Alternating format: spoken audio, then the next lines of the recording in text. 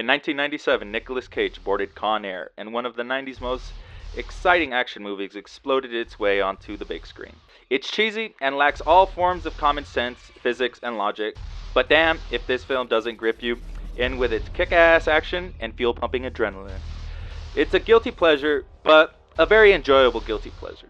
Nicolas Cage plays Cameron Poe, an ex-military officer who, after killing 2 men while protecting his pregnant wife, is sent to prison. And after serving 8 years, he is paroled, where he is to be a passenger on a C-123 airplane known as Jailbird, where he will be transported with other dangerous, hostile inmates. However, things don't go to plan when a deranged criminal known as Cyrus the Virus, played by John Malkovich, takes charge of the plane, where he and other evil criminals plan their escape. Where Poe is on a one-man war to take on the brutal inmates of Con Air, so he can make it home to his wife and daughter. While on the ground, U.S. Marshal Vince Larkin, played by John Cusack, tries to track down the plane and prevent the dangerous inmates from breaking free.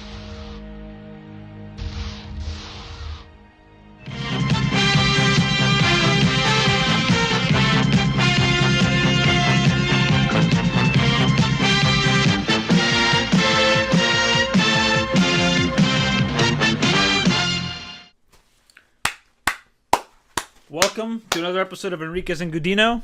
That was my co-host Jonathan reading off his little review of or summary of Con Air. So now we don't really have to talk about what Con Air is about. Does it explain it? Does it explain Hell yeah, it? you explained it. Are you kidding me? All right.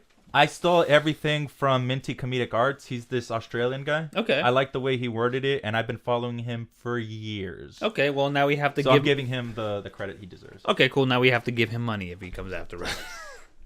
Which I doubt it. I mean, we're small potatoes compared to him. Why would he come after us? Yeah, no, but I just like the way he described the movie, and like I said, I've been following him for years, so I was like, fuck it, let me just take that. Yeah, okay.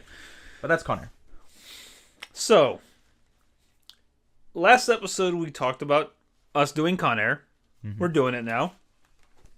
And now that we've done it, and I've had my wife sit through it and also watch it, and she thought it was great. Damn right. Let me ask you this. How many times did you watch this movie? Because I'm trying to figure out the perfect way to kind of get into the meat and potatoes of this conversation. The right answer is never enough. Never enough? You can always watch it 1 more, 2 more, 3 more times. I agree. I just have a couple of quibbles. Give it. How do you feel about that ending? Because I think it's cool, but there's not a chance. There's not a chance there's not a chance that the movie actually succeeds in making me feel anything when Nicolas Cage and his family reunite. Because I'm watching him like, you're lying. I don't feel anything. You don't feel Cameron Poe getting back with his wife and his daughter, which he's never seen? It's so awkward. What? No, okay, hear me out. Hear me out, Jonathan. The movie. What do you mean? Okay. I want to give Cameron Poe his day in the sun, right? This is what the movie's been building up to, right? But by the time the movie's over and he reunites with his wife, it's just like, I'm sorry, honey. It's a little different. It's like, take your daddy's gift. And the kid, I blame it on Nicolas Cage and his actor family not selling me on the emotion of that scene. Because the kid looks like she looks confused to be there. She doesn't look like, oh, I miss my daddy so much. We've been building up to like this relationship with that opening montage in the movie. And then all of a sudden at the end, just like, I don't know who this fucking man is. I don't know. I guess I hug him. I'm like, the movie is a solid A+ all the way up until the end, then it's an A. You pissed me off.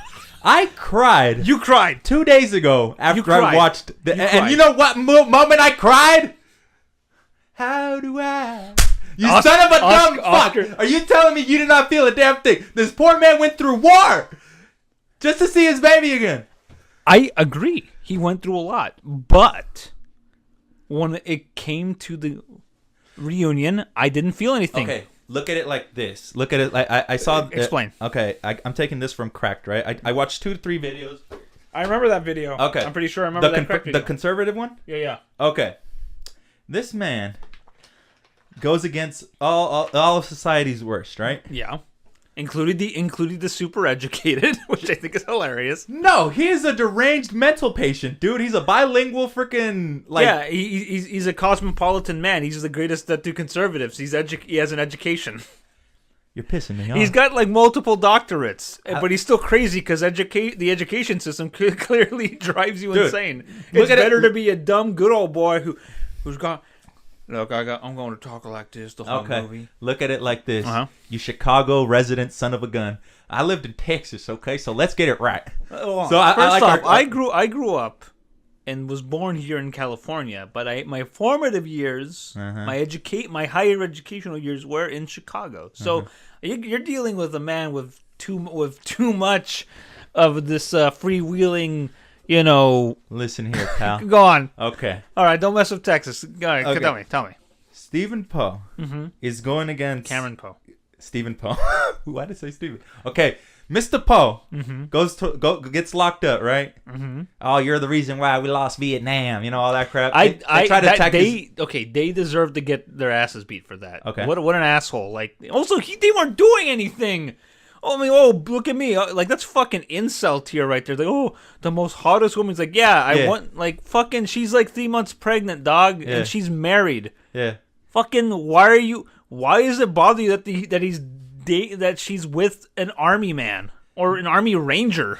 They were saying how Jerry Bruckheimer was basically, like, terrified of what society was going after the first election of Bill Clinton. To be fair, Democratic ideals. No, I understand because So this is where I'm gonna finish that off. Right? Okay. John Malkovich, Mr. Cyrus the Virus, Mr. Virus, right? He's supposed to represent all of these liberal ideals. Yeah. He controls this black militia with Ving Rhames. He controls who's the frickin' Steve Buscemi guy? He's a straight up just like serial killer. He supports Sally Can't Dance, the openly homosexual. He supports the Billy Madison guy or whatever. Yeah. The guy who killed his wife's mom and dad and sister or whatever. Yeah, the super and murderer. all that, right? And they're saying how all that is basically just a concoction of like the worst of society, right? Right. And you put him in a cage. Like the best way. This is how they summed it up for me, an idiot. They were saying how it's just a social conservative revenge porn film. So fuck. Poe chases. This is why I don't like writing shit down. You can't get your own stuff together. Why'd I do this? They're saying that the plane is a microcosm of the entire country and each criminal represents a different aspect of modern liberal America. That Cameron Poe, a good old boy with a folksy draw and juiced up on conservative values, has to destroy one by one. It's a propaganda film, basically. I don't disagree on that, but also because one, it is this idea. It is the Clinton era. It is this idea of the post-racial era of like government films, in which case, like, we can have a movie where a black man is the president, which was unheard of up until a couple years ago. Who was the first? I think Morgan Freeman. Remember, because in Deep Impact they've got a black president. Okay. Yeah. And it's all there's all these ideas of like, we can have a black lead and like have him be like, Denzel Washington can be like a lead, a mega lead, but not a Mexican. We're not there yet. Oh, by the way, Johnny 23. Yeah. Represents immigration. Of course a rapist who doesn't care about America's laws. Okay. So fuck. So I do agree that there are some elements of that, but also John Cusack exists. Yes. And he's the one who's just like he's the one who straight up kind of plays the other side. He's the guy going like, because remember the DEA agent, what's his name? Played by what's his name? Something Conroy, the guy on. Yeah, the guy who has the fucking car who gets tied the up. Asshole. Yeah, the DEA agent who doesn't listen to anybody. The hot dogger. And he's just like, "Are you trying to put the blame on us?" Like, well, if you want, I could point some fingers. Yeah. John, look, and I can also understand the idea that like, the scene where Poe confronts Cusack's character and he still doesn't trust him. There's only two people. Yeah. One of them ain't you. The other one ain't you. I get that. I get that, but also from like a purely surface level, I think the movie is a fun romp. I do see why I do see it being as like socio-conservative propaganda, but also it's a movie that you can just kind of turn your brain off and watch. Yeah. You're not supposed to make it make sense. No, well, not a lot of it makes sense, but also look, I have look, there's greater social political message is like not the last thing I was thinking of, because I was just kind of enamored by how crazy this movie is. I was more enamored. It's over by the top. But also I was more focusing on the fact that, like, holy shit, has Michael Bay spent the rest of his career perfecting the Jerry Bruckheimer look? Because this is the dude who produced Top Gun, Days of Thunder, Crimson Tide, The Rock, Armageddon. Has Michael Bay spent his whole life trying to perfect the Con Air look? That's a good There's a question. shot. One of my favorite shots in this movie is that shot when they're all loading up the plane and you see that dude carrying all it's so good! Why does he have so much chains? And he's walking towards the plane. He's to be walking away from it. But he wanted to get the plane and the chains. That was such a good shot. Two thoughts came up. One, oh man, it's going to be a pain in the ass to get all those chains untangled from each other. The other one's like, that's a fucking cool shot. Slow motion. It's slow motion. It's just like Michael Bay spent the rest of his life fucking stealing that shot and turning that aesthetic of that shot into his whole movie career. They were saying how this may probably be like a flyover state anthem. Yeah. It's supposed to, like, the Bible Belt of the United States of America, the Midwest and all that. Yeah. It's like they love, fuck yeah, America, good guy, fuck yeah, fuck the Well, bad. obviously, I mean, it's terrorists. Look, it's fuck that.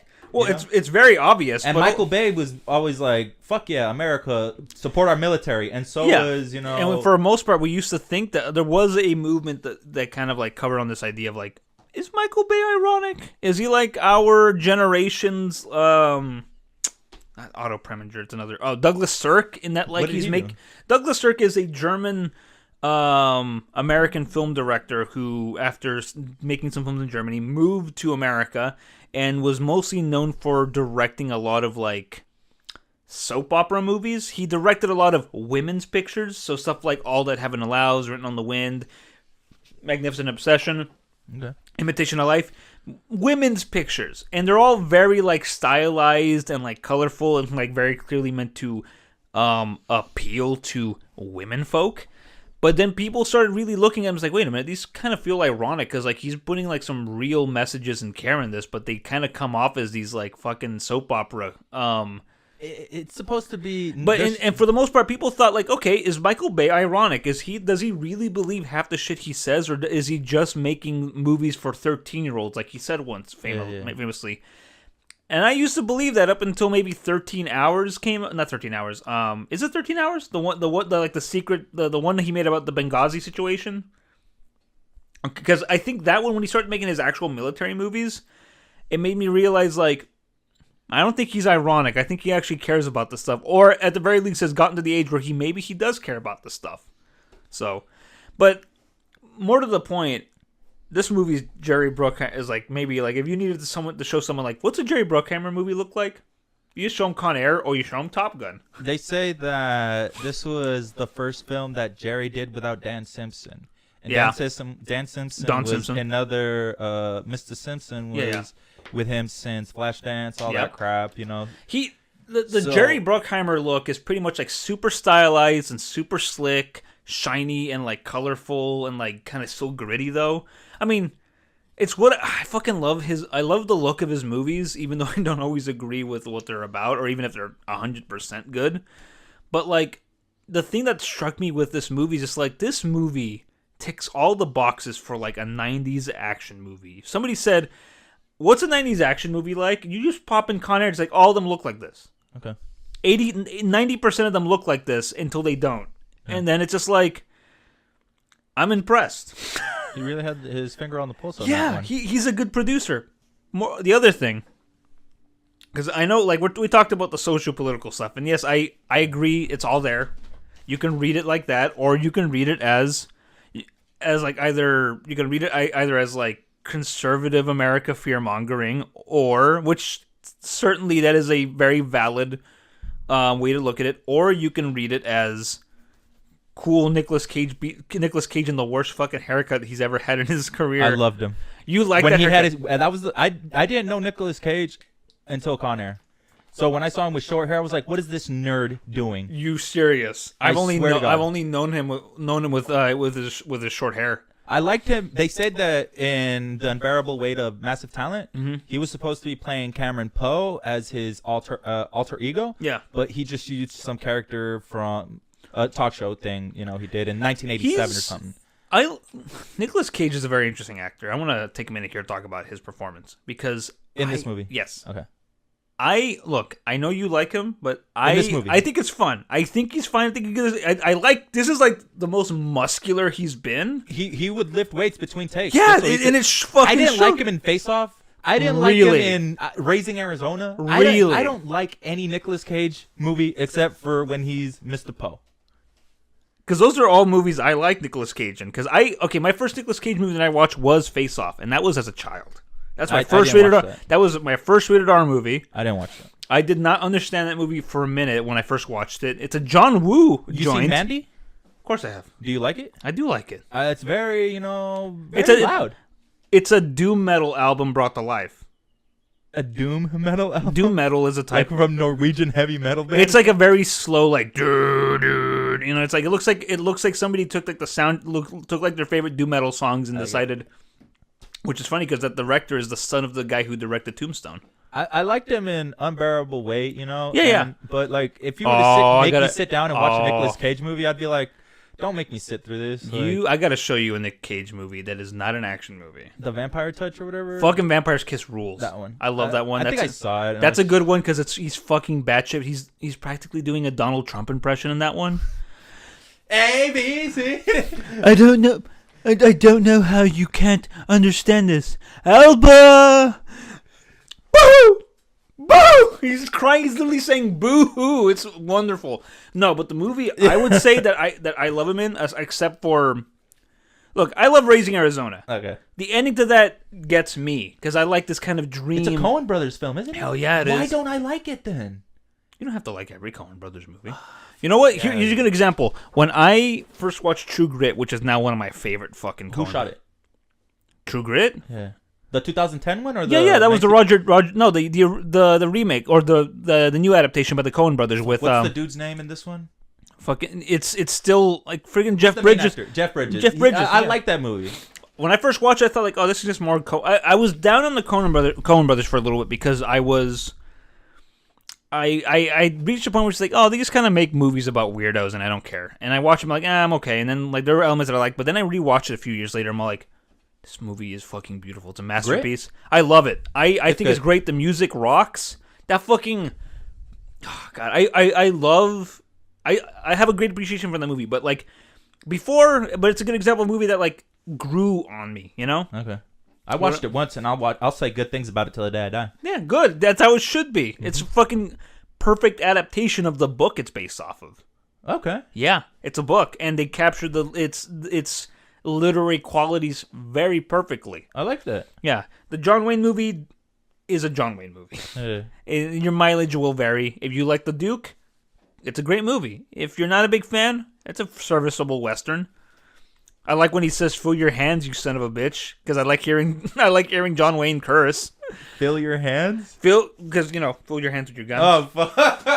That's a badass line right there. Hell yeah, it is. Jeff Bridges says the same thing, but I like it when John Wayne says it because it's him. But okay, more to the point though. A Nick Cage movie that I think you should watch. Oh God. Is a romantic comedy. What is it? Called Moonstruck, starring Cher. Yes. Yeah. I heard that's one of my favorite romantic comedies of all time. Because it's two people who have to get over each other because their main issues that are blocking them from liking each other are their own like personal traumas. There's no like exterior like, oh, I'm jealous of you. It's just like Nick Cage. What's his problem? My brother Johnny. I was gonna get married, and then one day I wasn't paying attention. I put my hand in the bread slicer. And it's like I don't want to. Why does that sound awful? Why did he put his hand in the bread slicer? He wasn't paying attention, and he got maimed, and then his wife left, and then his bride to be left him. Johnny has his bride. I don't have my bride. I don't get it. It's like he's like, some people say he's like in a different movie. I think he fits perfectly. But it's like these two people who have like their own bad ideas of relationships, who are reluctant, getting together because of maybe some superstition of like a full moon bringing out the animal magnetism. Everybody, you want to see some old people get kind of implied they're gonna get frisky for the first time. He's like, oh, that's beautiful. I would love to live to the age that ripe lichen. Fuck you. Okay. Anyways, I it's great. I think it's great. It's a great movie. It's a great rom-com. But his performance in there, man, it's so crazy because then he has to like act against Cher, who's like, and it's the most like we're from Brooklyn movie. It's like the most Brooklyniest. It's based in New York? Yeah, of course it is. It's got some great photography in there for that. And they go to the Met Opera. These like working class people, but also he's like cultured and stuff. Anyways, I'm putting that on the list down the line. Yeah. I might watch it on my free time. But what I'm trying to say is like I like Nick Cage. I like when he goes crazy, and I like when he plays subtle because it all he was subtle in this. Yeah, he's okay. He's subtle, but he's subtle in a way that's like fucking cartoony. Because he's super folksy. He plays like a cartoon character. He sounds like he's got like a thing ribbon around the old oak tree. They say many hands make louder work, and just like he's not talking like a real person. The other people in Alabama that we see in that opening scene talk like real people, but he fucking shows up. He's like, who is this cartoon character? I was worried about his prison homeboy, Odell, or like Baby O. Yeah, like he's like, I need my insulin. It's just like, fuck, give this man his insulin. Then he gets shot. I'm like, you better not do this to him. He's suffered the whole fucking movie trying to get his goddamn insulin. John Cusack quotes Fyodor Dostoevsky. That's full. Fyodor Dostoevsky, yeah. Crime and Punishment. The degree of civilization in a society can be judged by entering its prisons. Yes. What does this say about our society? It means that, well, here's a good example. I think it's Sweden. They treat their prisoners pretty well. Because they realize if we don't rehab them correctly, they will just offend again on the outside. Case in point, which is why, case in point, fucking the dude. Maybe he's not a great example, but last I checked, he hasn't murdered anybody since. Since? The dude who killed, like, I think Varg Vikernes, the dude who killed his like bandmate during those those Scandinavian doom like black metal stuff. You know, was that the one that they used as a CD cover? Yeah. They snuck into his room after he shot himself. Oh, no, that's a different one. But like, What's his name? Like one of these like doom metal, one of these like black metal dudes from like Sweden or Norway, eventually killed someone else. Yeah, like a fellow Bama. There's a whole movie starring Macaulay Culkin's brother Rory. What? Yeah, it's called Lords of Chaos. Okay. There's a whole documentary about it. I'm pretty sure this would interest Nito a lot. So. He killed a man. He got arrested and tried for murder. He did his time. He's on the outside again, and now he just makes videos on YouTube promoting white power. Damn right. Wait, so who? But he hasn't. Last I checked, he hasn't killed. Okay, look, I'm not saying that's any better, but I'm just saying, yeah, it not killed anyone since. I'm just saying that, like, I think it's a good. I mean, we're also talking about an author from like the 1800s from Russia. Making from a novel that he wrote about the nature of crime and punishment, which is the title of the book. So, all I'm saying is that, yeah, I mean, if you treat people, actually, it's a good example. The DEA agent keeps calling them animals, and they keep acting like animals because of how they're caged up like monsters. Mm-hmm. So, I think that's what drives them to be bigger monsters. If you end up treating your prisoners in a way that like makes them just more resentful towards their institutions that are keeping them in, you know, you keep shaking the bottle. What's going to happen when you open that soda, dog? So either you keep that soda closed forever, being afraid that it'll pop, or you don't shake the soda in the first place. I just like in the beginning when Poe was like, "No, I'm not gonna plead guilty," and he's like, his lawyers like, just take the plea. I got mad when he took the plea and they still gave him like the full sentence, just like 7 to 10 years. You sons of bitches. He got picked on. All right, but he killed a man. He had it coming. He killed a man with his hands. And they were saying he had it coming. With the judge, with your ability, yeah. I'm like, you. That was so loud. Guys. Like, okay, man, he's so badass. He's like, he should have toned down his killing ability. Like, fuck this fool, dude. That you learned from the military. Yeah, that was lame. Still talking about performances. John Malkovich is a joy to watch.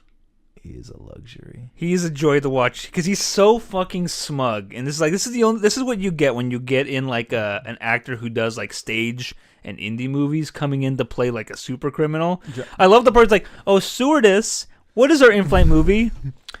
Well, your in-flight movie is I'll never make love to a woman again. On the beach. On the beach. Preceded by the award-winning short I'll never have steak. Nope. Yep.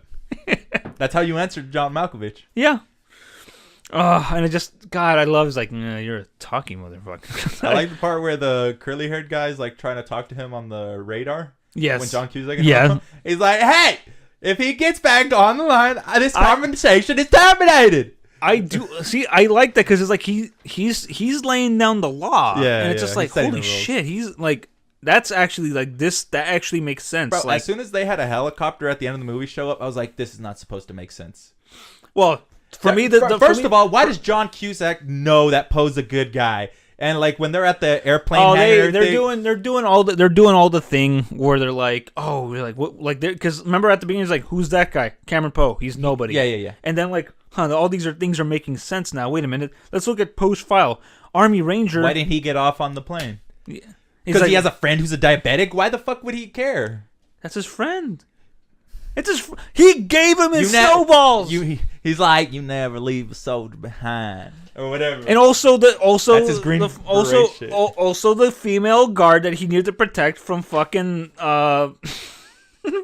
Johnny 23. Yeah. What do you think of the name in Spanish that they gave him? Juanillo 23. What's wrong with that? Do you think that's a perfect like? I've never heard anybody be called Juanillo. Well, it's always Juanito, not wasn't Juanillo. It John Malkovich who said that? Because in Spanish, that was his line, right? Yeah, but he specifically like he knows that in English his name is Johnny 23. Yeah. But I'm assuming he's heard his name be Juanillo 23. You know, Juanito? He said I heard Juanillo, not Juanito. Yeah, so probably where he's from, that's how they say Juanillo. Also, it's weird to see him without a mustache or like a beard. You know, fucking Machete. It's weird, right?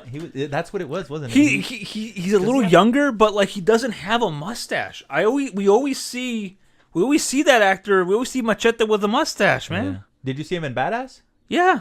He had a beard and everything. Yeah, and I still recognize him, but also just like without a beard, just like who is this man? Who the hell is this dude, bro? He's just got a face that you know, dude. Like I know, but it's missing the piece of like fur on his upper lip. Like if you look at it, he was in Blood In, Blood Out a couple of years before that, and he was in what was that? Dusk Till Dawn. Of course, just like a year or two before that. So it's just like he's just. Wasn't he also in American Me? Was he? I feel because that's like the like fucking like Chicano movie right there, along with like Blue Diamond Phillips, no, right? I don't think he was. Let me see. Let me double check. Johnny 23 wasn't in American Me. Hold on. Look it up. We're gonna look it up real quick, but all right. Well, I'll look it up. You keep talking. So while he's looking for that, okay. How do you feel about the Steve Buscemi being the fucking Ed Gein super killer? Like, who's Ed Gaines? Ed Gein was the dude from, or the Ted Bundy type. He's the serial killer. How do you feel about him being their Hannibal Lecter? That's like a joke, right?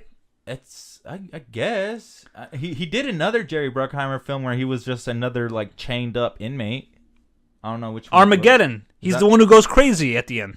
Well then, I guess Jerry just sees him as a crazy person. I always see Buscemi, and I don't buy him as a crazy person. I buy him as like a weird nervous person all the time, really? like a nerd who's gonna get his ass whooped. That snaggletooth. Because that son of a bitch, he volunteered on September 11th. He was I know. I know. He's got multitudes because his dad was a firefighter. I guess, dude. But I didn't see him as like. I don't see him as a crazy man. I always see him as like a nerd who's gonna get his ass slapped, which is what always happens. If you listen to his character when he's like first freed, he psychoanalyzes. Oh, all I the know. Characters. He's like, funny. He was hugged too much, so that's what happens when blah blah blah. And he's. I guess he was supposed to represent what happens. Like you could do the worst thing ever, like cut a girl's head off and wear her hat for 3 states. But he's supposed to represent Christianity and how you give yourself to God, you'll be forgiven. He's the only one who doesn't get arrested at the end. Yeah, he escapes. Yeah. So everyone else dies or gets caught. Also, let me ask you this. Yeah. When he meets the little girl at the trailer park. Yeah. And we see the shot of the broken teacup, which is clearly meant to say, like, innocence has been destroyed. Okay. For a minute there, did you think that, like, I can't believe they actually had Steve Buscemi's character fucking kill a little girl? I never saw it like that. You never thought like that? I can only think of it because, like, that's clearly symbolic. But then at the end when she comes out, do you think... Because in my head, it's like, did they add the scene when the little girl waves goodbye to the plane? Yeah. To say, like, she's okay, guys. She's okay. I think so, yeah. I feel like that was adding... I was like, that's maybe, the redemption I'm telling you. He gave himself to God, and then he was just, like, a redeemed individual. I guess, but like I was saying, I just feel like... For the conservative propaganda, we have to put Jesus in here. Come on. I guess. I just feel like... I think the people who made the movie thought, like, maybe this is too far to have him, like, kill that little girl. Maybe we'll just add a little scene where she says goodbye. Or they planned it from the beginning, and it was always a joke. But anything where they try to hurt women in here, because they slapped the gay guy, they don't give a fuck about that. But when they're trying to, I think it's okay. This has nothing to do with like the symbolic meaning of Sally Can't Dance, but fucking Ranoli in that fucking dress when he shows up is like, yes. I see it as like, what do you think about him in Hackers?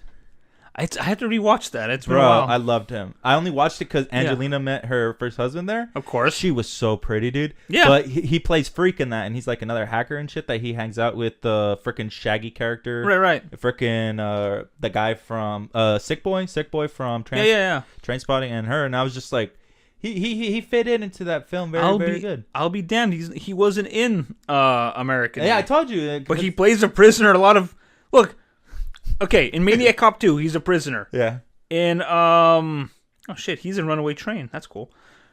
He's in a lot of movies where he plays either criminal or prisoner up until the 90s when he shows up. He was locked up for like 10 years or something in the 50s, 60s, 70s or something. I remember that, yeah. So that's how he got. Because he's in Desperado. Remember that? He's in his the nephew's guy. Yeah, he's in his nephew's own movie there. That's fucking dope. Then that same year he's in Heat. Michael Mann's Heat with like Val Kilmer and Robert De Niro and Al Pacino. He plays Trejo. Oh, he's the guy who wears the sweatsuit. Yeah. Yeah. The sweatpants in. He's the guy who they think betrays them, but ends up actually getting they think he's the traitor, and then like De Niro finds him. He has to put him out of his misery because he's like bleeding to death. Right. What I'm trying to say is, look, when Ranoli shows up in that fucking dress, when Sally Can't Dance shows up after he's found that dress, I'm like, not gonna lie, he looks good in that dress. He's fucking hot. He looks like a bitch. He looks like a bitch. He's like, fuck. So that's why he's like, he looks good. I hate how like. So that's why the liberal media was supporting the homosexual known as Sally Can't Dance, and Cameron Poe was the only conservative boy enough to slap the dumb out of him. And did you see his hand? Did you see his hand? He went from a fist to an open hand. He was trying to decide like, how do I hit it? How do I hit it? Do I hit punch or open? That's a funny moment. It's like, I guess I'll go a little soft here. And this may be a weird Trejo verse. Mm-hmm. Who else was in there from Blood In, Blood Out? Fuck. Crucito. Oh, you're right. Yeah. He's trying to get the plane to go to South America. Okay. Amen. All right, hold on. Feed me. That character, do you read like some of the notes about the inspiration behind some of these characters? For example, I guess Steve Buscemi's character is based off of all awful lot of notorious serial killers like Ted Bundy, Ed Gein, fucking Jeffrey Dahmer, and then also John Wayne Gacy. All inspired, like, which I don't really fucking see. I mean, maybe in his crimes that he committed when to describe it, sure. But I find that, like, the dude who's trying to escape, the South American drug lord, he is based off of Pablo Escobar. Okay. Does not look a thing like Pablo Escobar. Like, yes, Steve Buscemi could pass for, like, a serial killer, like the guy you least suspect. Just like the weirdo, you think, like, maybe he's weird, but maybe he's harmless. Yeah, he blends in. Which is like why Ted Bundy. He was a which is why he's able to escape. Yeah. And go and just have fun in Vegas afterwards. Yeah. But I don't buy that dude is, like, inspired by Pablo Escobar for a second. I mean, maybe his crimes or whatever, but, like, I don't know. Just, like, it didn't struck me as Escobarian. He's too skinny and good looking. I thought he said the most memorable line. Sayonara.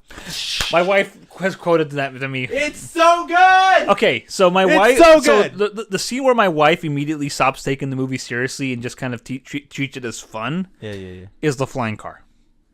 Well, on any other day that'd be odd. Yeah, I like that. But I like that. Just like Poe tries to ground the plane, instead the thing loops around the fucking DEA agent's car, and then starts to fly through the air, and I'm all like. Bro. This movie has crossed the line. This is up there with Demolition. Was it Demolition Man, or what's the movie where, like, they blow up the Coke machine? The action Coke movie. machine. There's a Coke machine. There's a movie. There's an action movie from the 90s. I think it's Jean-Claude Van Damme. And I think Wesley Snipes. It's not Demolition Man. It starts with a D. I think it's Double something. But they blow up a Coke machine in that movie. Hold on. Oh man, I was gonna. I know. If we had a third man, dude, one day we need a producer. We need a producer. That's what they are, right? Those are the producers. We need a producer to be the guy, the third voice. Hey, look here. that up. Yeah, Ronnie, pull that up, please. Double Impact. There was a D. You were right. Double Impact is the movie where I think is that the one where the world gets hit by a bomb or something? No, it's the one where no, that's Deep Impact. Oh, okay. Double Impact is the one where Jean-Claude Van Damme plays twins. And there's a scene towards the end where I think that's the one. Is it on a bridge scene? I think there's a bridge in there. Is the battle on the bridge? I have to rewatch He's like it. In a suburban. I remember the Coke exploding. Okay, my bad. But what does that remind your lady about? Like, this is when it gets. It's just no. It reminds me of, like, this is the movie where this is the part where the movie crossed the line. This is the Indiana Jones and the Kingdom of the Crystal Skull. Indy hiding in the fridge to escape the atom bomb. You're not saying that as a bad thing, are you? I think it's silly. It's not a bad thing. I think it's a moment of, like, this is so silly, but the movie's got me. The movie's got me by the balls because I want to see Poe take these guys down. All right. I was telling I just like how the canned food doesn't let him close it at first and he has to move it. Yeah. But I was telling a girl that I watched Joker, right? Yeah. And there's a scene where he empties out the fridge, pulls and out climbs everything, in. and I was just like, that threw me off. And she's like, in the 70s, 60s, and 50s, because they'd be locked from the outside, children would actually hide in there and they would There's die. a whole episode of Punky Brewster. That's from the 80s. That's how long it took them to fix that. Really? Where it's all based on this kid. They're playing in, like, a junkyard or some empty lot, and there's a fridge that's just out there, and it's like, haha, I'm gonna play hide and seek, and he hides in the fridge, and the whole episode's just like, what happened to so and so? And they find him, it's like, oh god, like, it was their little special episode where it's just like, hey parents, don't let your kids play inside refrigerators because they can get locked inside. Yeah, well, I didn't know that, and she had to clarify that because I live in a trailer. Yeah, you have to pull it from the outside. Yeah. Because the moving and shaking of transportation of a moving trailer. So I was just like, oh shit, I could have really fucked up my day if I did that. Yeah. All I'm saying is, that's what I liked about the Kingdom of the Crystal Skull. He just kicked the can out the way, and that's a fun scene. That movie gets, and that was in the beginning, so yeah, it was around the beginning, right? Yeah, it's totally in the beginning, right there. Yeah. I was remembering the teenagers in the hot rod. Well, I think that was because I know most of these movies have, like, a cool start. Like, there's always, like, for example, in Raiders of the Lost Ark, the whole boulder escape, like, steal the idol from the temple scene. In Temple of Doom, the whole trying to escape from the Chinese gangsters in Shanghai. Buckle up, Mr. Jones. I fucking love that kid. People always, like, harp on, like, look, I agree that the love interest in that movie is worse than fucking Marion, because Marion can actually, like, fucking fight back. until she doesn't. Which is why my favorite one is Last Crusade, because that's the movie that you watch with your dad. You know, if you had one. Okay, I was gonna say I watched it I watched the whole Indiana's 2 years ago. I liked them. Oh, I need to. I watched the Crystal Skull one first. I watched it in Mexico. Interesting. Because I was in Mexico and like every Friday you'd get like premium movies. For free. For once a week, right? On Channel 5, I think. Right. In Colima. And they had I've been there before. The Crystal Skull. Yeah. They had Brave from Disney on there. Of course. All that.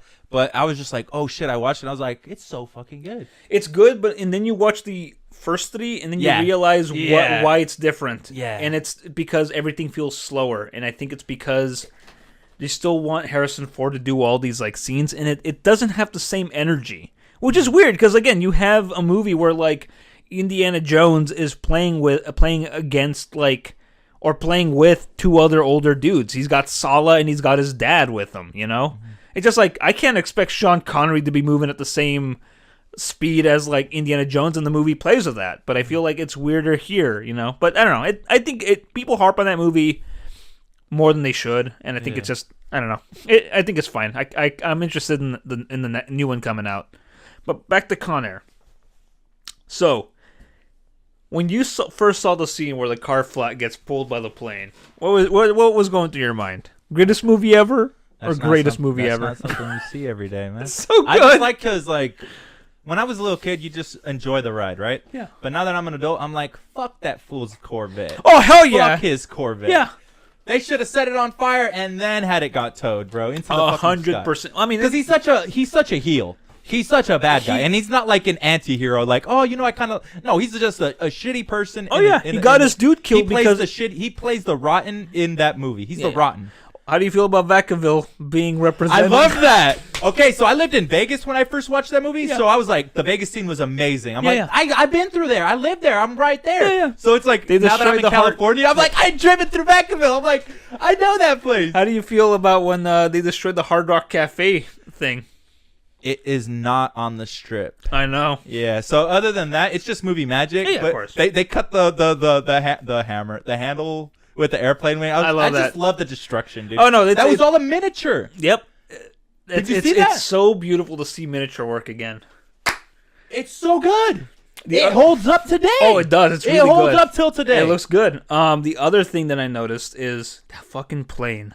That fucking plane is a marvel. The C-123 provider? That is a marvel of like set design. It is so cool. That and like the super prison from Face Off are like 2 of my favorite prisons I've seen. It was produced from, again, 1949 or 1948. I could be wrong. All the way to 1970, but it was used during the Vietnam War. Yeah.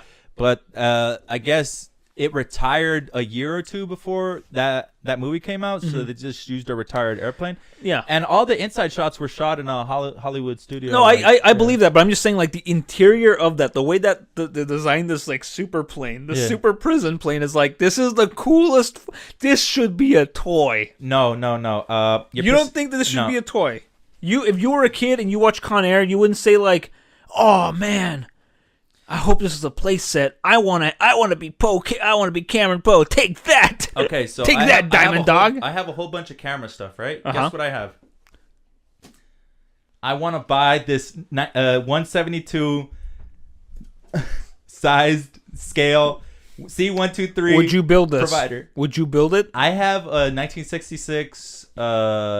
I think it's 116. I could be wrong. And I haven't built it yet. But one day, this is my thing, dude. This is my thing. I'm like, one day when I retire, I'll have enough time to like do little things like this. Make model airplanes, make model cars. At my other job in our model kit section. But I want one of the planes from Con Air. Yeah. I've always kicked myself for not buying it, but they had a model kit. Of what? Based off the car from the movie Christine. The red one? Yes. And it's not like, oh, it's the same. It's legit model. Like, this is the Christine car, a model kit of the Christine car. Yeah. And I'm like, you can't find that? I can probably find it, but like, you gotta build money now. I guess, but I have the movie on Blu-ray in a cool little like steel case of it now. I mean, it's not even my favorite Carpenter movie, but I like that movie, but also just the fact that somebody decided. let's market to like the horror kids. Yeah. And make a fucking car. Like what? Where did you find that toy? At my other job, at the art store. We have a little model kit section. Okay. Yeah. I kicked myself in the ass for not buying it, but I'll get it one day. Yeah. If I won't ever have the time to build model kits or get into that hobby. But yeah, I have. It's like $40-$50 right now to get that little model, and it's a 1/72 scale. But I'd see myself building it, painting it gray, just like now in the movie. So you're customizing it on the outside to look exactly like the jailbird. Yeah. Also, what a fucking great name for a plane. So obvious. No, so they called it the jailbird. No. The inspiration was actually because they would transport criminals like that, right? So it was one of the main inspirations. Like, oh, what would happen if they would take over the plane? Yeah, of course. So the passengers, the criminals, they would actually call it the jailbird. So that's like stolen from reality. No, yeah, like I believe that, but I just think it's funny because it's like, wow, it's not only is it called a jailbird, but like it's got the perfect fucking logo that they even put on the like title of the movie. It's like that little barbed wire circle, the barbed wire circle with the eagle on. I'm like, bro. Oh. But no, where do I get that decal for my plane? I know, right? Where do I'm gonna put it on. No, what I was saying though, like, okay, if you were a kid and you saw this movie, would you not want that plane as a playset for your toys? Fuck, dude. As a kid, no. Really? I liked I was so like enthralled with the whole action, right? The boom, fire, boom, pow, pow, pow. But you wouldn't. But now as an adult, I looked it up. That's why I have it on my watch. No, but list. I'm saying like you know how like kids play sets back in the day, like you had like a little like thing like it would open up and you could put your toys inside. Yeah.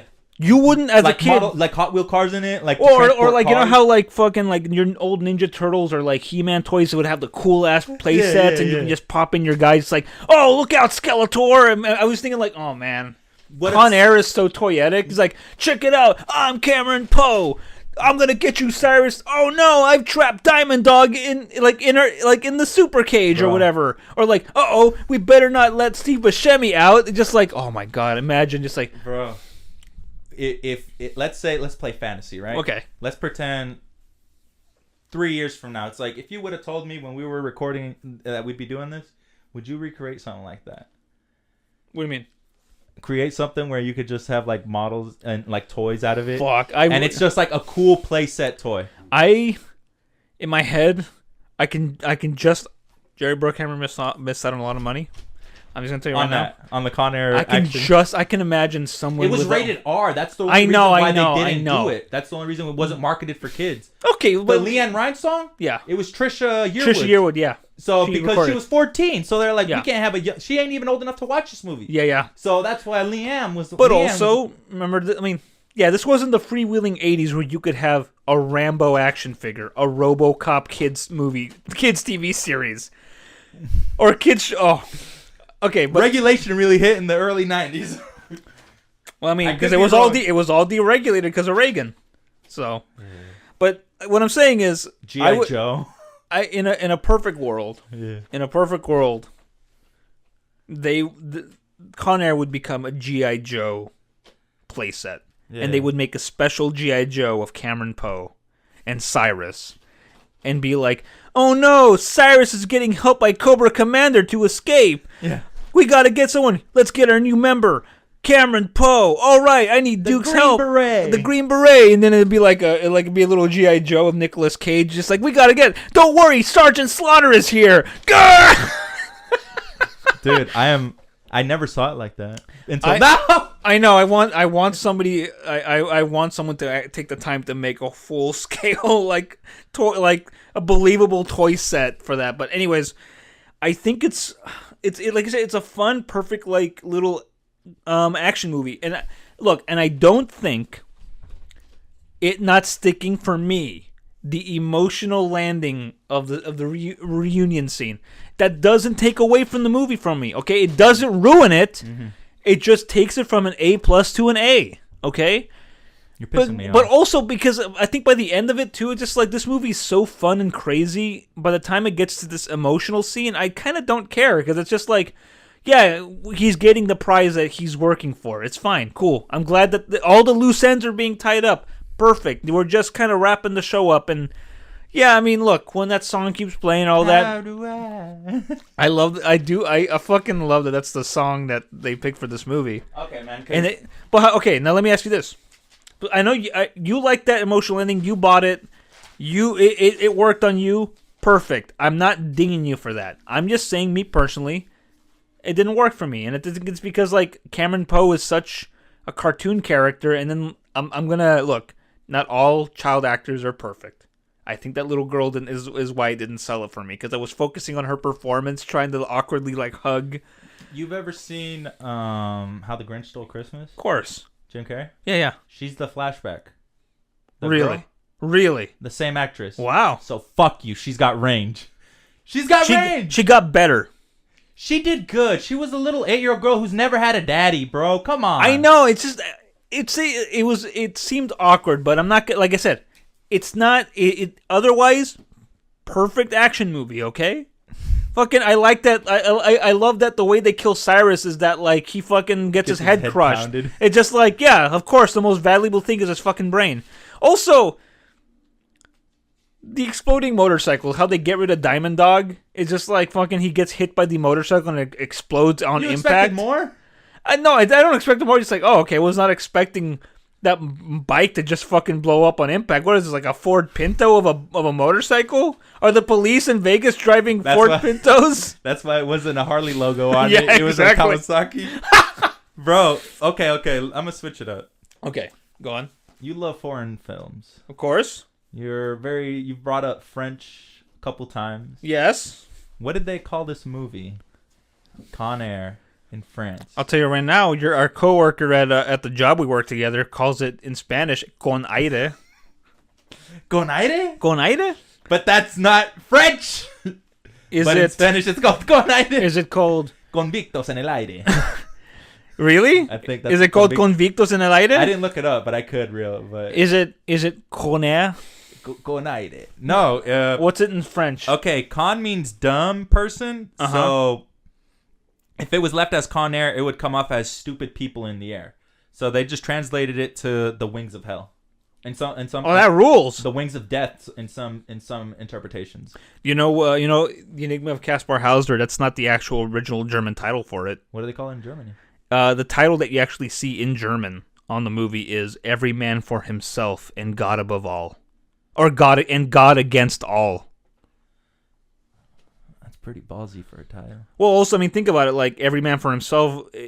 Caspar Hauser is left to his own devices. He has to fend for himself, and then God is the one who's like, God against all. He's just like God is the one going against all man, and he's against he's for himself. So, okay, interesting. Any other notes? Also, okay, Ving Rhames. I fucking love him. I like seeing that guy in movies. I like seeing Ving Rhames when he shows up. I like that. We got one authentic Geraldo interviewee. I like that. Ving Rhames' character was the Geraldo Rivera interviewee. That was him. Yeah, I mean, it makes sense because he wrote the books, and then also Denzel. New York Times bestseller. Yeah, it's like, and then they got Denzel lined up for the movie rights. So they joke about it. I watched Inside Man. I fucking love that. I got tattooed this week by Humberto Yeah. And I just watched it for the first time. It was so good. Clive Owen. Yeah. Sin City. Spike Lee joint.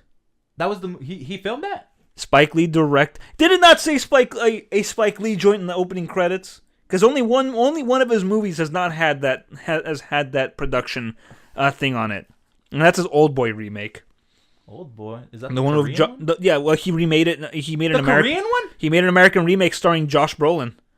Was it good? No. Hold on. I like it because I think it's a good way of reinterpreting that movie for American audiences. And also, Spike himself has admitted that the studio tinkered with it, which is why he did not put a Spike Lee joint on for like the production thing. It's just a Spike Lee production or film. It's not a joint, like a joint effort, joint production. Yeah. It was good. I like that remake, but that's not here or there. But yeah, cool. You watched the Spike Lee movie because I'm about to throw a bunch of them at you. Oh, fuck off. Well, I like him. We can only watch one film a week. I know. I'm just saying. Down the line, you'll get to know Mr. Lee a little better. Did you know in Con Air there was a death? Really? There was a death, and it's dedicated at the end to a man. That's right. Philip Swartz. Yeah. He was a welder, and a model airplane fell on him. Fuck. Killing him. It's just like the dude who made the Denver horse statue, the big blue horse. Okay. He got crushed by his own horse. They still put it up. The show must go on, Daddy. Mm-hmm.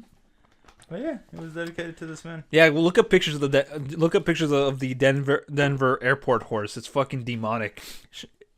It should not be in front of an airport. It's fucking scary. But yeah, it's cool. Like I like this movie. I think everybody should watch it. I think it's the perfect, like, if you're telling somebody if you're teaching a class on 90s action movies, this is the perfect first movie to watch. The director, Simon West, has done a lot of garbage. Say it. What? Say it. Oh, did he get dinged for being a bad man or what? No, say it. No, I'm being serious. What? Say what? Rick Astley. He directed the Rick. Never gonna give you up. He directed that video. That is him. Hell yeah. Yeah. Fuck. No wonder he's good. And they were saying if they remake Con Air 2, he wants it to be in space. Of course he does. Con aire. Without aire. Con space. Sin aire. No air. Anyways, back to what I was saying. Actually, let me go over Mr. Simon West's movie career, because I think the kind of movies. He did Tomb Raider. He did. I was gonna say Lara Croft.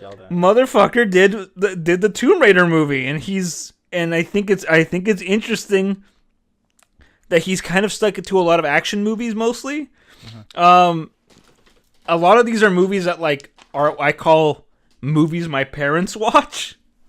Okay. Because or rented from the video store, like The General's Daughter. I swear to God, is a movie that my mom had at home. When a Stranger Called. Oh, he did The Mechanic with Jason Statham. What? The Mechanic, the Charles Bronson remake, where he's like Not a hitman. The one with the guy who played Batman. No, that's the Machinist. The Machinist, my bad. Expendables 2, Stolen, Wild Card, Gunshy, Stratton, Skyfire. The Legend Hunters. Oh, he starts making a bunch of Chinese movies. Co-directing. Yeah, he didn't do a lot. But he did do a bunch of music videos, like you said. He did... Who the hell is Mel and Kim? But most famously, he did Rick Astley, Never Gonna Give You Up. So thank you for that meme. I have a whole bunch of lists. So. I want... If you got more to say, I want to hear it, man. Let me go off. Because I know, like I said, I know what I like about it. I like the whole look of it. I like that it's a perfect encapsulation of what a '90s movie's like. I think it did a good job of talking about the political and social context of it at the time, and how, yeah, if it is looking back, it is kind of like, it makes sense, you know. Casting possibilities for Go on about that. I want you to go over this list and you tell me if you can see any of these other guys in that role, because it was Willem Dafoe, it was Mickey Rourke pre Sin City, post when he started being around the time when he was being a boxer and just not doing movie. Mickey Rourke. The guy who plays Marv in Sin City and The Wrestler. Okay, for Cyrus the Virus Grissom, John Malkovich character, it was between Gary Oldman, Mickey Rourke, and William Dafoe. William Dafoe actually made Speed 2 instead. Yeah. So we got the meme. His funny smile. Speed 2, Cruise Control. There you go. Let me ask you this. Out of those three, would you take any of those guys over John Malkovich? No. John Malkovich is perfect for that role. Yeah. I can't imagine. They said he was nothing before that. Like he wasn't. He was in a few like indie and foreign films. Like he was in Dangerous Liaisons. He was in Portrait of a Lady. He's mostly a stage actor, and it shows. And I think he's perfect for it. But hold on, let me think of. I think Willem Dafoe would be good. Gary Oldman, I think, is up there too. It's just Mickey Rourke is an odd choice because he doesn't strike me as a super intelligent character. He's kind of a meathead. Okay. So it'd be weird to have busted up Mickey Rourke. No offense, Mickey. I think you're a good actor. If you hear this somehow, Mickey Rourke, down the line, if you hear this, I want to say I like you. You're a handsome man. That's it. But I can fuck you up. No. No, I think Mickey Rourke could actually beat the shit out of us. Yes, he's high, you go low. He's a trained boxer and wrestler.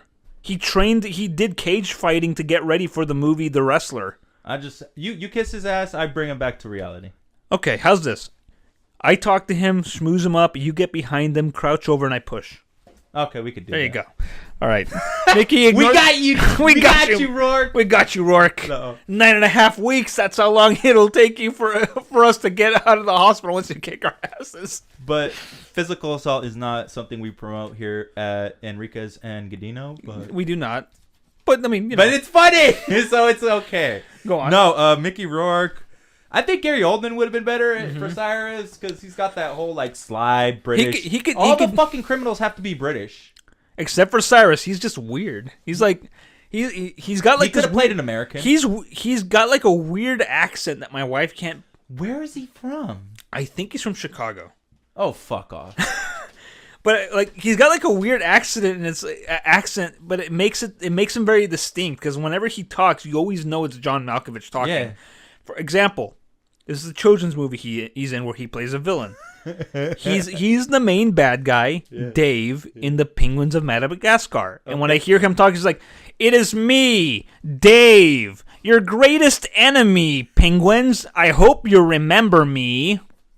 But there's also in Madagascar, in the little solo movie the Penguins got. Yeah. Okay, was it good? I heard it was good. I like it's a good. I love that movie. Okay, there's a good running joke with that character where he says celebrity names, but they're like part of a sentence. We're just like Robin, like where it's just like hold on. Oh, I'm trying to think of the good one that he did. There's a bunch of good ones. Oh fuck. Robin, write that down. This is like Robin Wright is one. Elijah, would you please get that? Those are good. Yeah. There's a bunch of good. There's a good scene where he just shoots them off. Charlize, they're on the Ray. Charlize, they're on the same movie. They're on the same movie. He's all doing that. It's so good. There's a little compilation on YouTube you can watch that, and they're all gold. God damn it! There's a whole bunch of them that he did, and I can't think of them right now. I'm on the spot. But anyways, that's a good one to watch. To give a good example of John Malkovich's acting range. Obviously, John Malkovich. Most people will know him for the movie Being John Malkovich, which also stars John Cusack. There's a Con Air verse. There's a universe. Yeah. Okay. What else? We got another one for Cusack and one for Nicholas. Which one do you want to go? I want Cusack. You said Cusack first. Okay, Nicholas then. Okay. The possibilities for Cameron Poe were Tom Cruise. I can't see it. Johnny Depp. No. He's too young. He's a baby. Brad Pitt. He could do the accent. We got two more. He can do the accent. I don't know if I want to see him in a mullet. I think he is from Missouri. He is. He could work. He could work. Go on. Bruce Willis and I saw that. Yeah. No, I thought Bruce Willis was up for the bad guy. They wanted Bruce Willis to be the Cage role. They said Cameron Poe. That's the info I got. Okay, that makes sense then. I think if Bruce Willis did it again, it'd just be another Die Hard. I think it's too much Die Hard. You know, I'm glad he passed on it. Yeah, I'm glad Adam West because he's too much Batman. He's the perfect Batman. Yeah, so he's the perfect. If you put him, he's too much Batman. Okay. All West. And the final one is Mr. Keanu Reeves. As Cameron it's too much Speed. It's too much like Speed. Okay. I can see why they would cast him, but people would just. That's probably why they didn't take the roles or whatever. It was just. But also, he's only 2 years away from The Matrix. So he's gonna 97. Be okay. He was gonna be great. Come on. And okay, John Cusack. Here's the thing. John Cusack. Yeah. I like him. Do you buy that he is a U.S. Marshal? He showed up in sandals. When he shows up to the movie, and he's just like, "Oh, John Cusack, this guy's a U.S. Marshal." Do you think he's a man capable of doing the things he does? Because when I see him as an action hero, I never... Okay, John Cusack as a romantic lead, yes. John Cusack as a comedy man, yes. John Cusack in serious roles, like, let's say, a detective or cop, yes. Investigator, yes. Action movie guy, no. I think he's supposed to show. He's not physical enough. He's supposed to show the clean cut side of the legal system. I get that, but so he also plays a clean guy. I don't. When I see him on a motorcycle holding a gun and like having to compete and be in the same room as Nicolas Cage, who's like, who's all fucking dirty and then the tank top. He's also like fucking oiled and muscled up. I'm all like, this guy's nothing. He's supposed to be a U.S. Marshal. He doesn't. He's got a baby face. Okay, so maybe he's a boy. Let's play pretend, right? Okay, these are the other possibilities. Yeah, I want to see who else was up for it. It's gonna tie into the Enriquez Gudino verse, by the way. Mm-hmm. Robert Downey Jr. for Vincent Larkin. 1996, they filmed it. 1997, it came out. Hold on. Okay, here's this. Robert Downey Jr. This is a tough one because he is also in Natural Born Killers. Can you see him as a bad guy in this? As the good guy, clean guy in this movie? Yeah, he's got the smarm. He can nail the smarm, but also he's going through drug shit at the time, so he would be an unreliable casting there. Well, I would prefer Robert Downey Jr. even during his druggo phase over Cusack for this role. Who else? And the final one to end it all, Mr. Estevez's brother, Charlie Sheen. Stick with Robert Downey Jr. I can't see Charlie Sheen in that role. That's even a bigger stretch, dude. That's a bigger stretch. Charlie Sheen as that marshal. I don't. What about you? Who would you have preferred over John Cusack? Or do you think John Cusack was good casting for that? I didn't really grow up watching Charlie or Robert, so he's probably just one of those background characters. Like I said, it's all about Nicholas in this movie. Yeah. He carries the film, so it's like if you have someone that overshadows him. But John Cusack is like a big name at this point. He's still. I wasn't spellbound by him. Okay. Like I've never seen Infidelity or whatever that movie. High is. Fidelity. High Fidelity. I've or never Say seen Anything. Say Anything. I've never really like absorbed his like other personas right. characters he plays. Right. So, yeah. Okay. Mm-hmm. So, but even then, but knowing those other actors, though, would you still go back and say, like, leave it how it is. Okay. It ain't broke. Okay. Don't fix it. Makes sense. I think Robert Downey Jr. would have been similar, but I think he can nail the smarm better. But I think Cusack is good. I just think it's funny that he's a U.S. Marshal. They should demote him to something less than that. But I like the brief moments he has with Poe. So the filming locations, it was shot around Utah. Makes sense. It looks like Utah. You trying to tell me that wasn't Fresno? That was not Fresno. That was the Salt Flats outside of Salt Lake City. I believe that. I've seen those places. The Wendover Airport. Uh-huh. I've been in Wendover. I stayed in Wendover. I stayed in Wendover one time. In Utah? Yeah. So it was around there. Yeah, cool. My wife and I, when we were moving from Chicago back to Woodland, one of the nights we stopped in Wendover because it's right. Wendover is the one city that's just like half in Utah, half in Nevada. Really? You can cross. Literally that one, the one where the on 80. Yes, sir. You're lying. They have a casino right there. You cross the street and you can gamble legally. You cross back and you cannot gamble legally. That's Wendover? That's Wendover, I think. Oh, okay. Far out. Yeah, stayed there. It was cool. Fuck. The rest was shot in like I said, the studio in Hollywood. Right. Parts of it. The end that junkyard is really cool. That's a good set. I like that junkyard set. Yeah. I like how it's such I see the junkyard set. It makes me think like this is why kids like to play with junkyards. Play like if kids who have access to a junkyard and aren't locking themselves in old refrigerators, as they do. I can see a bunch of kids grabbing some like sticks or pieces of like rusty metal that are vaguely gun shaped and just being like, I'm Cyrus the Virus. I'm Diamond Dog. If you play pretend, you're gonna have a good old time on those because you could jump all over the old rotten airplanes and shit. That's like something you don't see anywhere. No, because you gotta hope that the junkyard dog isn't loose on the premises.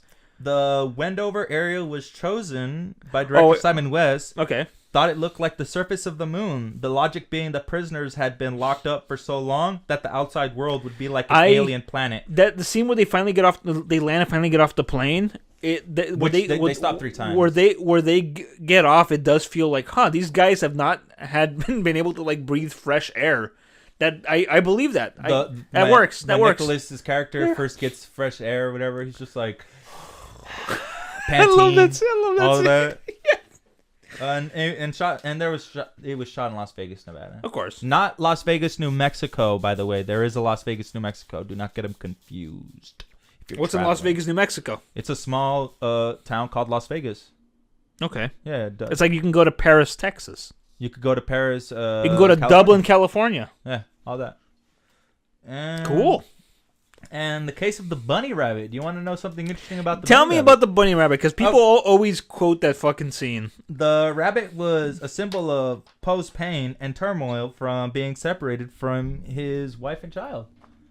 And it was mostly Nicolas Cage's idea. It was Nicolas's idea to put it in to like ground his character. So it was mostly his idea for the rabbit. I think I like it, but in my head for some reason I always thought it was in the movie more, because it's just in the scene where he fights the fucking like the little cargo fight scene, and then it's all over the place in the Vegas scenes. But in between then, there's not much going on with it. Another thing before I forget, Dave Chappelle. I want to talk about Dave Chappelle's performance in this movie. Pinball. This dude, this is before Dave Chappelle like had his own show. This is like around the time when he's like doing a lot of smaller roles and all that. He's in Robin Hood Men in Tights. That's how he got his big break, no? Yeah, I think so. But I see him in the movie, just like this dude. I feel like he's like acting I feel like he's doing a skit for the Chappelle Show the whole time he's on, and I think it's funny. What is it? Also, in Ebonics, we're fucked. I also think we be fucked. You really mean what you said about that? Give me that gun. Yes, every word. Yes, I meant it. John Malkovich, dude. But also, okay, the way he fucking dies is comedy fucking What's wrong gold. with it? No, it's nothing wrong. I just think it's beautiful. As soon as I wash the car, as soon as I get it waxed, a bird shits on my car. I just love that. He's just like, okay, his character... No, I just love that his character tried to get back on the plane. Somehow... The Indian guy, the Native American he set on fire was just like... The last Mohican is burning! It's all... Yeah, I'm pretty... You know what? I'm sure... Yeah. I think Dave Chappelle improvised a lot of that shit. He should have. I think he did. Foil. Yeah, I think he improvised that. Your mouth smells like shit. What? He told me he loved me. Yeah, that's a great line. No, the thing about it is just the way he fucking dies is hilarious to me, because he's trying to get on the plane. Yeah. But somehow he ends up getting bent and broken in half. Like, that's where you leave your logic at the door. No, I can imagine how he did it. Motherfucker probably thought like, I know, I'll hold on to the plane wheel and it'll take me inside. Oh no. I'm stuck. It crushed me and killed me by breaking my spine in horrible ways. Yeah. And then the G-forces probably finished me off. Yeah. And then Nick Cage pulls him out, writes a message on him, and then drops him, and we get this beautiful little shot of like a falling corpse, and it's just like, it's so fucking funny. I loved it. It's great. I like that scene, and it's not just because like I don't think Chappelle is like, I think Chappelle's lost it or whatever. It's just a fucking great, hilarious scene. Other than that, Mr. Don Simpson, yeah. He passed away like 2-3 months before they started filming Con Air. That's too bad. Yeah, and that was... He's flying now that since then old Jerry's been flying solo. Yeah.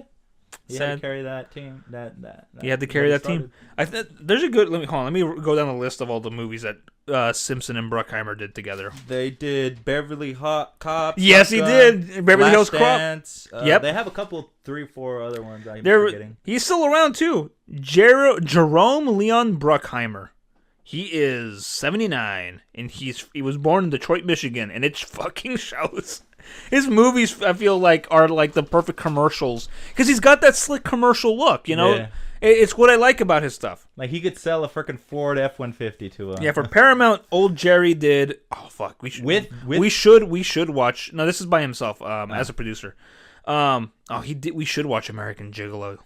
I've never seen it. It's pretty good. It's Richard Gere, Paul Schrader joint, the guy who wrote Taxi Driver. The guy who was in Badlands? Or, that one Terrence Malick film? Days of Heaven, yeah. That's it? Yeah.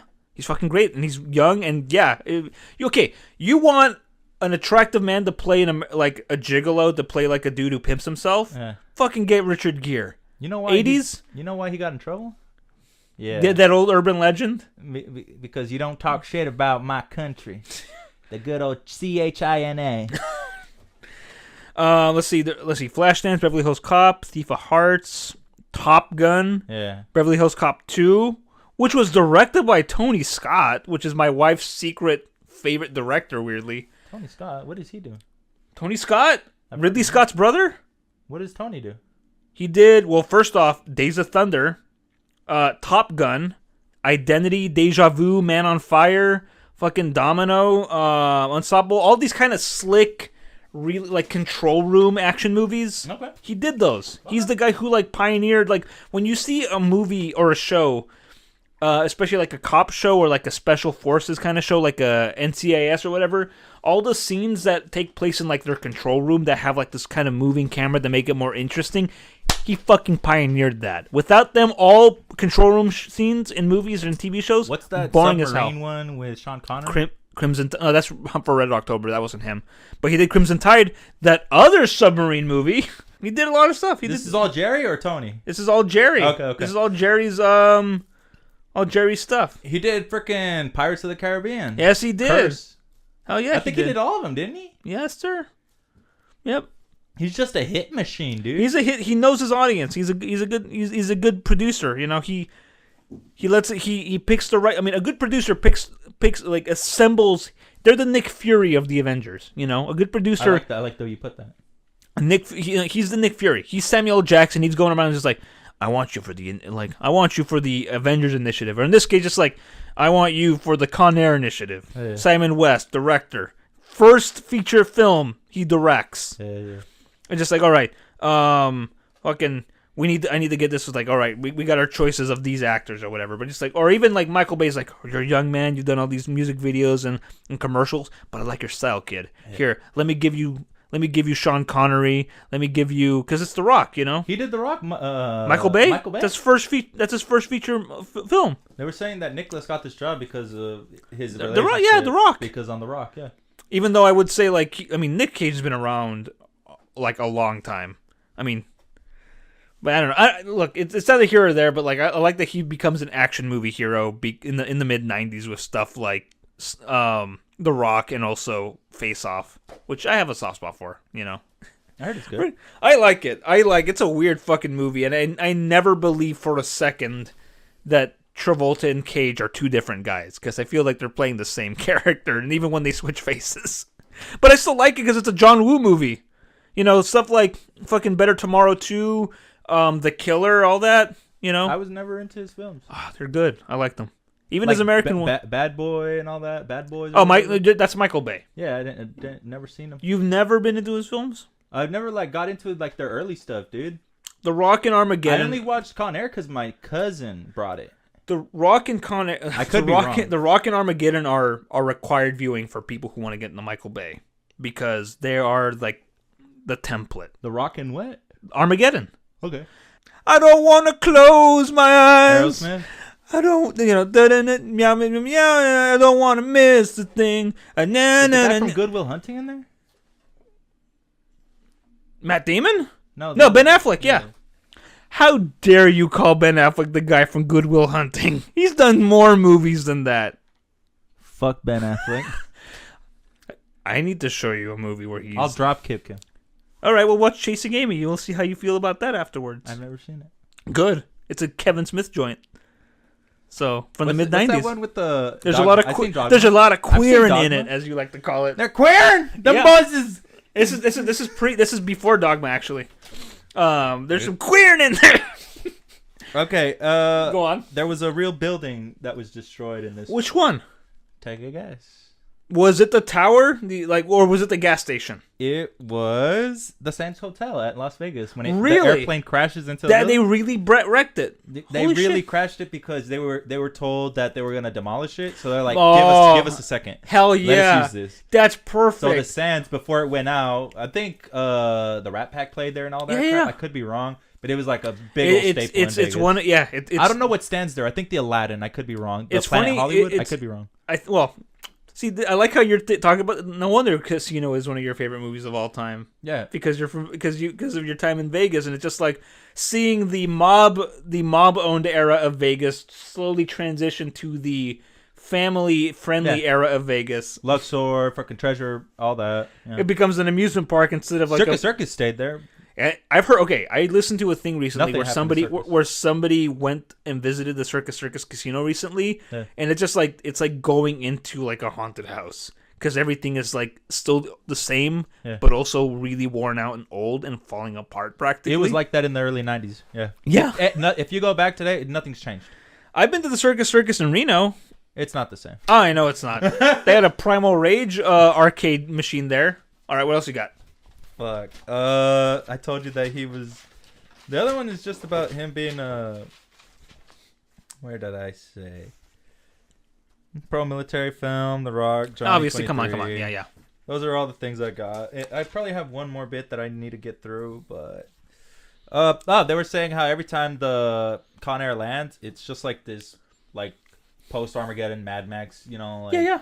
Because they were saying the first time they landed, it was dust-swept, windy, militarized. Yeah, that was a cool scene, yeah. So they were trying to make it look like it's another worldly type I just shit. saved your life. So, and the second time they stopped was at the junkyard where there was that filthy girl and they're having that little tea party. And it's just like, it's all these like destitute areas. Yeah. Like, it just looks haggard. And they were saying how... It's cool set design, though. This is the it doesn't make sense, but it's cool. This is the main spiel that I wanted to end. This is like the end of the propaganda thing. The third time when the plane crashes into Las Vegas, Nevada, aka Sin City, the one place you can crash a plane into a bunch of civilians and no one cares about it. But Cyrus and his mini bosses get away. They blend in with the crowd, even though they did so by stealing a fire truck. Because Cyrus the Virus doesn't have to blend in with society because everyone is already infected. He is society. So Poe chases down Cyrus and crashes his truck, and Cyrus gets his intellectual brains smashed in by this machine that represents what we used to build in this goddamn country. I can see that, but then also there's a lot of action movies where the super criminal Get smashed? escapes into a crowd, and then the police are just like, where'd it go? Isn't that Silence of the Lambs? Doesn't the guy blend into a crowd at the end of Oh, the movie? yes, he does. He just puts on a hat or something and glasses? Oh, he's already in Panama by the time he gets out. Remember the way Hannibal Lecter escapes? He skins the face off of another guy, makes them think that's like puts him inside the elevator up top, hides the body there, right? Mm-hmm. They think that it's him because he got shot in the arm. It's like, oh, it's him. He's hiding upside. So they shoot him a few times, and in the movie is shot in the way where it's just like, oh, they got Hannibal, and then the dude who's been like harmed, who's got like whose face is all mangled. They think like, oh man, I can't believe Hannibal Lecter did this shit. And then of course in the ambulance, nobody's the wiser. Pulls the face off, gets up. So good. You really ruined the end of that movie for me. You're the one who said he escapes it. You brought this up. I've never seen that movie. Oh, I don't sit down and watch 90s films, dog. We need to end the show. yeah, we do. Well, before we do, Yeah. anything else you want to add to Con Air? I thought You watch it 100 times. You're gonna watch it 100 more. If I'm given the ability to breathe, yes, You will breathe Con Air. I will have Con Air in my lungs. Okay, me. I like it. I liked it. it's This is a movie that was on TV all the time, either in Spanish or in English on like the USA Network. Go night. If it was I saw it more. Like, look, one thing I love about Mexican television, growing up in like the late 90s into the 2000s, like mid to late 2000s, is that somehow Mexican TV is just able to fucking, like Univision or Telemundo, they're able to get these like 90s action movies starring your Van Dammes or your Segals, and then your occasional Cages or De Niro's or whatever. Mm-hmm. They're able to get the rights to these movies and play them on like Sunday night, Saturday, Friday, like on the weekend at night. I'm like, I don't care if this is in Spanish because I understand the language, but hell yeah, I'm in for the ride. Show me fucking Hard Target with starring Jean-Claude Van Damme and get to see. Oh, they cut the part where we get to see his ass. I'm out. Get up. I'm 10. Come on, man. They have to make it. You know, you gotta make it TV legal, or they have to make it TV legal or whatever it is. You know. But like, yeah, this movie, if you want like a cool, like just a regular cool with a really nice set design and everything, like again, those like junkyard sets, fucking that junkyard set, they designed the hell out of that scene. That plane is one of my favorite like movie sets of all time. It's so complicated. I don't even know how it like really fucking works inside. I don't know how it works inside the context of that plane. You're not supposed to think that. No, I know, but I don't care. But because it's fucking cool. It's like the super criminals have their own special little cells, and it's just like, and they're far away. It's like I'm watching this movie, and I'm just like, I would love to actually ride in that plane. If I have to go to prison to ride in one of these... No, do not. Okay, I'll be this. You know how they say, oh, movies don't really influence whatever? I'll be honest with you. I wish I could go to prison so I could ride in the jailbird. Because it's fucking cool. $5, they'll put you in one that's not that one. Yeah, but it's so cool. I like how it looks like it's the inside of a warehouse almost. Yeah. You know, it's like, it's got like the cool like prison like chain link fence lighting in it. I like that there's a scene that like Cameron Poe in like the little opening montage is a prison riot, and Cameron Poe just like pretends it's not going on, you know? What was your favorite line in this movie? What was your favorite scene? Either or. Favorite scene. You already said the chains. The chain scene. Obviously, it's my favorite shot in that movie. Favorite line. Probably Sayonara. Okay. You? Same? I like Sayonara. I like the whole On Any Other Day. That'd be different. That'd be another one I like is the irony of playing a song by a band that died in an does anybody not get the irony of playing a song by a band that died in an air crash? Yeah. I thought that was good. Yeah. Oh, okay. Another scene I like when they're bringing in Steve Buscemi and he's like all fucking like they Hannibal. I love your work. They loved the Hannibal Lectered him. Oh, another line. The interaction between Cyrus and that prison guard that Cameron Poe saves. The whole like, oh, stewardess. Yeah. What is the in-flight movie? What is today's in-flight movie? And that whole little bit, I like that. Those are two of my favorites. There's a lot of great lines in it. There's a lot of great lines. Lady, I need my diet, my insulin. Just stepping on my... Yeah. Lady is a character in the a Disney movie. Yeah. You can tell it's a Buena Vista. Yeah, of course they could do it. It's great. I am Miss Ball. This is a good example of like quotable like one-liner action movies. Yeah. Stuff that's now been relegated to like Avengers movies. Because unfortunately, well, how many lines do you remember from like the last action movie you watched? Fast X. Real quick. How many one-liners did Fast X have? How many cold lines did Fast X have versus like something... You're hurting me, dude. Don't make me do this. I just remember the part where John Cena's telling his nephew, you can't say shit. Mm-hmm. Like the word shit. Yeah. And then he like blows some shit up and he's like, okay, you can say it now. And I thought that was cool. That's cool. But I can't be like, put the bunny back in the box. Because I can't think of one line like that. Like I can't say it. That's why Con Air is so iconic. They took an insane premise and made it even cooler by making the most over-designed super plane possible. So, but yeah, it's cool. I'll watch it again if it's on TV, or if somebody brings it over. Somebody says like, "Hey, you want to watch Con Air?" I'm like, "Yeah, pop that bad boy in right now." Like I said, it's a guilty pleasure, but it's just leave your. It's not. Look, okay. I got a line about guilty pleasure. I think I think for the most part, there's no such thing as guilty pleasures, because if you like a movie, you like it, regardless of its quality or even its time period it was made, because it is a product of its time. I think the only time a movie can be a guilty pleasure is if it puts forward some pretty hateful ideas. This is the bit, right? We were talking about how if it fought against My Heart Will Go On by Celine Dion in 1997 or whatever for the Grammys. Yes. No, the Oscar for Best Song. Okay. But they were saying that same year that Leanne Rimes song. Yeah. It was for a Razzie too.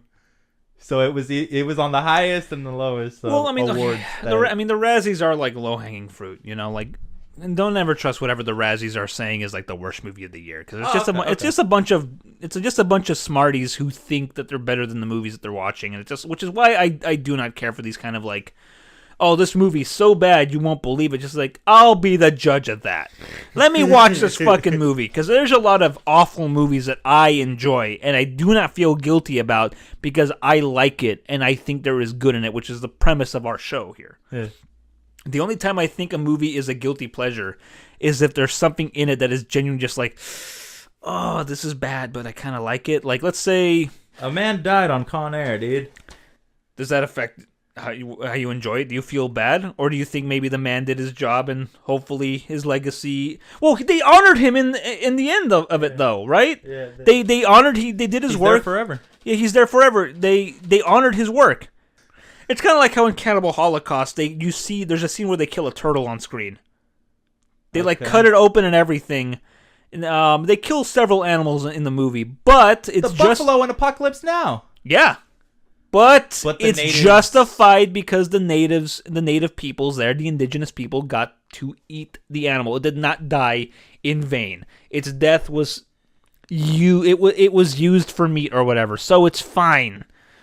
When an animal is killed for no reason, then it's bad. But but again, you also have to have a stomach for seeing an animal get killed on screen, because it's just like, I don't know how I feel about this. Sick fuck. I'll admit, because I'll be honest with you. When we get to watching Pink Flamingos, they do kill a chicken by sandwiching in between two people who are trying to get freaky.